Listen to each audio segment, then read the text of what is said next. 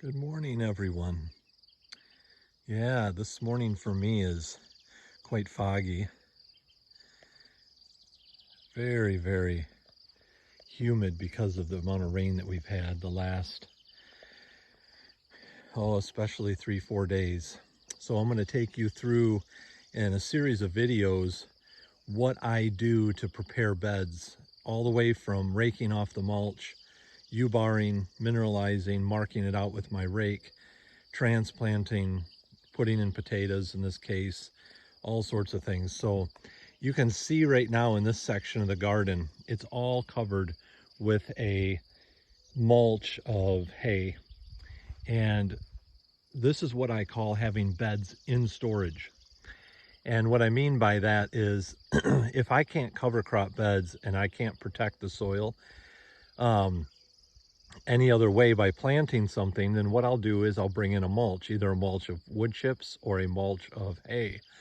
Now, if you mulch with hay, you're increasing the bacterial growth. If you mulch with wood chips, you're increasing the fungal growth. So it depends on what you want to encourage in a certain growing area. There's advantages to both. It depends on what you're planting. Maybe in a future video, I'll go through mulches in a much more in-depth way. But you can see here in this area where all this mulch is, I'm going to be creating 3 beds. I'll have a bed that'll be at the end of the, the melons right there, at the end of the onions, and then I'll have another bed right here. The first bed over here is going to be potatoes, carrots, and I'm even going to put some late parsnips in. And then the other 2 beds are going to be our fall beets for the restaurant. So I think this will be really good for you to see how I, at least, go through and accomplish all this. You see these real dark plants? Those are bronze fennel. They're perennial for me. They keep coming up. I need to transplant one of these. They're such beautiful plants. Now I'm going to take you and I'm going to show you these melons and onions. And you can see that I'm in need of doing some weeding. But if you look at these watermelons here, there's watermelons. This is Blacktail Mountain. This is the earliest watermelon in the world. Glenn Drowns at Sandhill Preservation, when he lived in Idaho, bred this melon. And I've been growing it and saving the seed from it for many years. In fact, I don't think it's pure blacktail anymore because I had a cross with Sugar Baby when our neighbor was growing it. And I've actually had to work out some dark rind, real small melons. So actually what's interesting is one of the original parents of Blacktail Mountain was Sugar Baby. So I actually went back and by accident crossed, at least a bee did, went back and crossed to one of the original parents.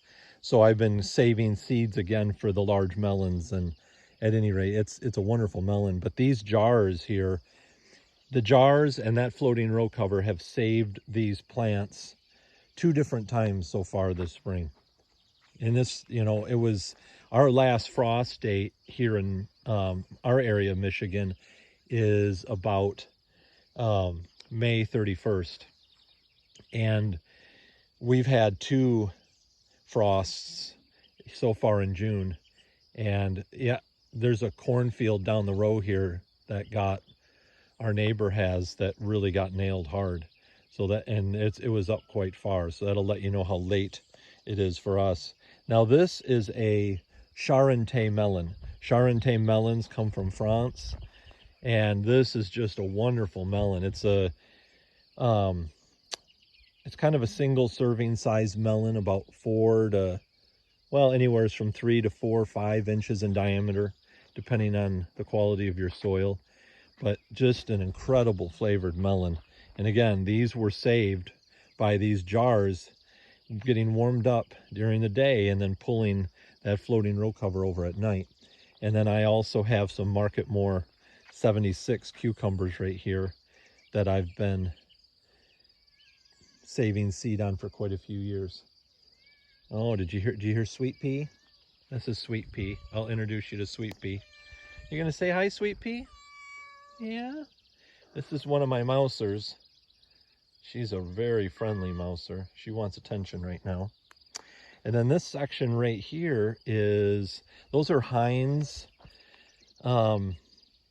tomatoes. These are an heirloom from the I believe it's the 1940s. I could be wrong, but a friend of mine gave me seed for these, and I grew out a little trial of them. And then all of these are a whole bunch of different kinds of peppers that I'm trialing, leftover seedlings that I grew for other people, and I'm just trying different kinds in there. So, and then right here behind me, I'll have to show you these.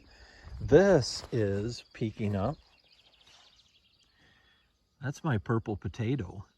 If you've been following me on Gab, you've seen where I've actually stabilized my own, well, not stabilized, that's not a good way to say it. Potatoes are a clone. I saved seed from seed balls on potatoes, and I actually have my own purple variety now that has not existed before. In fact, Naomi, the woman that asked the question about grain the other day that we posted, she actually has some of those potatoes that she's growing down by, I think, Detroit area. And then these, with all sorts of lambs, quarter, and pigweed that needs to be weeded here in the next few days. These are my onions. And I'm going to be talking to you about my onions because this is also a new variety. I saved seed from copra, and I've been stabilizing copra, which is a hybrid, for I think 6 years or so. And these are just growing beautifully. You can tell the health of your soil based upon especially how well your onions do and the color of their foliage. These are really healthy and nice. So I got some work to do.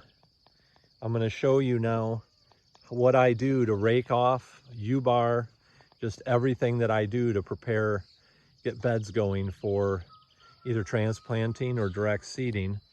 And I think it'll be real informative for you. So at any rate, God bless everybody. Take care.